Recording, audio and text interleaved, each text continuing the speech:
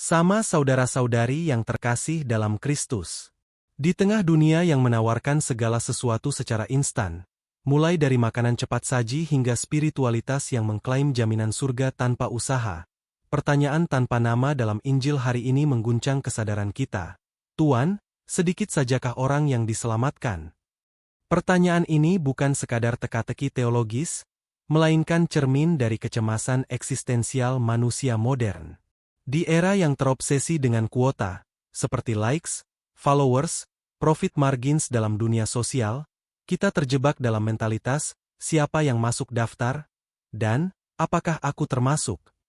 Apakah semua orang mendapat kesempatan, atau hanya segelintir saja? Yesus dengan bijak menolak terjebak dalam dikotomi simplistik. Di satu sisi, ada kelompok super percaya diri yang seperti beberapa pengkhotbah modern, menjual Injil kemakmuran dengan janji keselamatan otomatis bagi yang mengaku percaya, sementara mengabaikan pertobatan sejati. Di sisi lain, ada yang terperangkap dalam kecemasan abadi, sibuk menghitung dosa dan rahmat. Di tengah kebingungan itu, Yesus tidak menjawab dengan rumus teologis atau doktrin yang kaku. Ia memberi gambaran yang sederhana, namun sangat mendalam, pintu yang sempit. Yesus menggunakan metafora, pintu sempit, bukan untuk menakuti, melainkan untuk mengajak kita bertransformasi.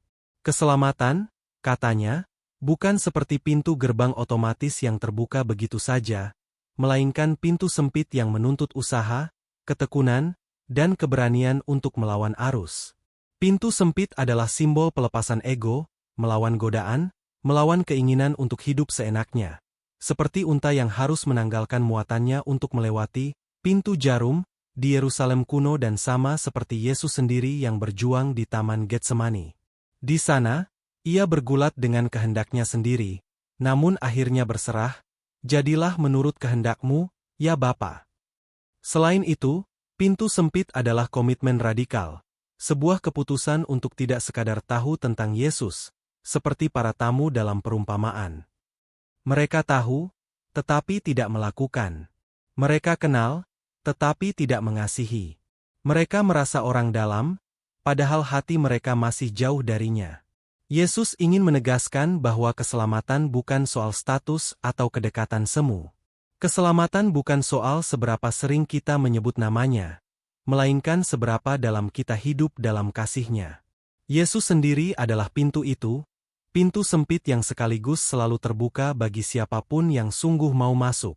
Kisah nyata yang mengingatkan kita tentang pintu sempit ini datang dari berita yang pernah mengguncang dunia.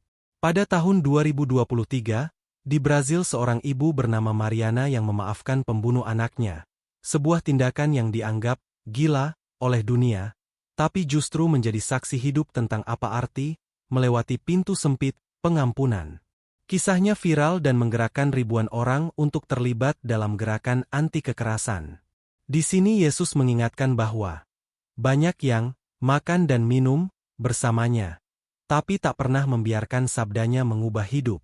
Di tengah kompleksitas ini, Yesus menawarkan dirinya sebagai pintu. Ini menunjukkan sebuah paradoks. Sempit, karena menuntut penyangkalan diri. Terbuka lebar, karena mampu menampung segala luka dan kegagalan kita. Seperti kisah pintu baja di Hiroshima yang tetap berdiri setelah bom atom, simbol harapan di tengah kehancuran. Pintu Yesus adalah tempat kita menemukan makna sejati. Hari ini, Yesus tidak meminta kita memperdebatkan keselamatan, tetapi menjalaninya. Dengan rendah hati mengakui bahwa kita semua masih dalam perjalanan.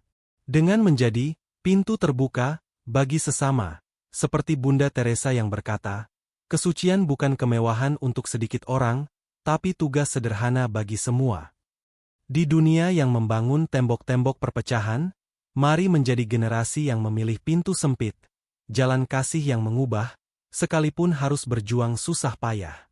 Sebab, seperti kata mendiang Paus Fransiskus, gereja bukan benteng yang terkunci, tetapi rumah Bapa yang pintunya selalu terbuka. Semoga bacaan Injil hari ini dapat menginspirasi aktivitas dan kegiatan kita hari ini. Jika video ini memberkati Anda, jangan lupa untuk like, subscribe, dan share.